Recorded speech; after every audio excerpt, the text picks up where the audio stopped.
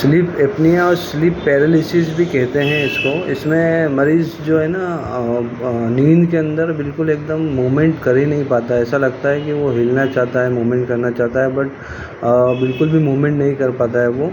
और ज़ोर से चीखता है, चिल्लाता है, बट वो आवाज़ बाहर नहीं आती। कोई चाहता है वो चिल्लाना, चीखना, बट वो कुछ बोल भी नहीं पाता है, मूवमेंट भी नहीं कर पाता है। कोशिश करता है बहुत हिलने की, बट वो नहीं हिल पाता है। तो ये एक तरह से इसके बहुत सारे नाम रख दिए गए हैं, स्लीप एपनिया, स्लीप पैरालिसिस और नाइटमेयर। यूनानी के अंदर इसको मर्ज काबूस कहते हैं। तो इसका जो कॉज है ना वो कहीं ना कहीं मेटाबॉलिक डिसऑर्डर है और इंडाइजेशन है, और खाने का और सोने का टाइम पीरियड के अंदर जो डिफरेंट आता है उसकी वजह से भी ये प्रॉब्लम होती है। मान लीजिए खाना खाया रात को 10 बजे और 10:30 11 बजे सो गए, तो डेफिनेटली वो उसकी वजह से भी ये प्रॉब्लम होगी।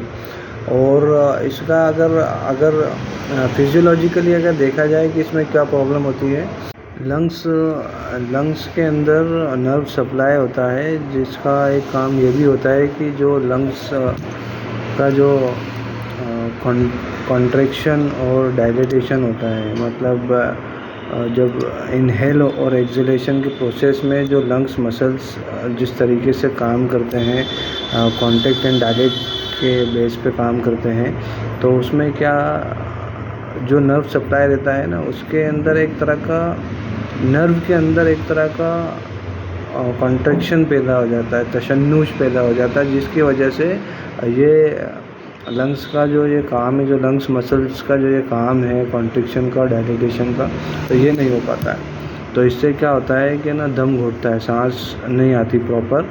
और दूसरी तरीके से जो डायफ्राम होता है, डायफ्राम भी कॉन्स्ट्रिक्ट हो जाता है, तो उसकी वजह से और लंग्स एक्सपांड नहीं हो पाते हैं, तो उससे एक दम घुटना ऐसा महसूस होता है पेशेंट को। उसको ऐसा लगता है कि उसके सीने पर कोई भारी चीज़ रख दी गई है, कोई वज़न रख दिया गया है, और उसकी सांस घुटती है, सांस नहीं आती है इसको।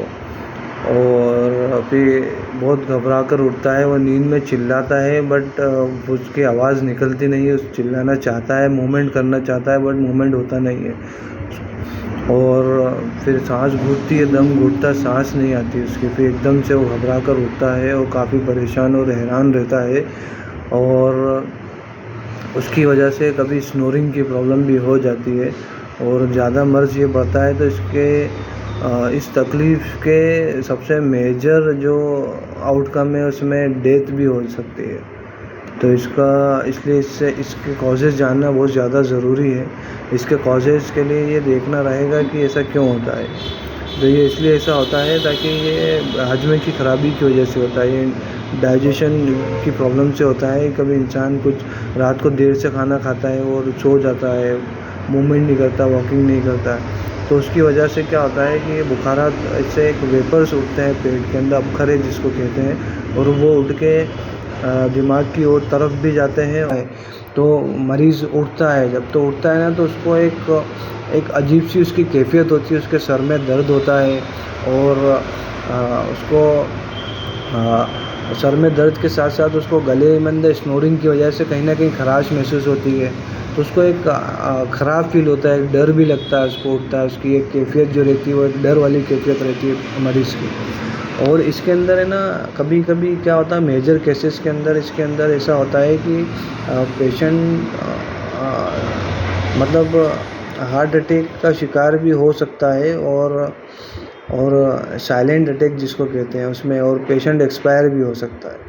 तो अगर किसी को ये प्रॉब्लम है इस तरह की, तो वो उसका इलाज कराएं।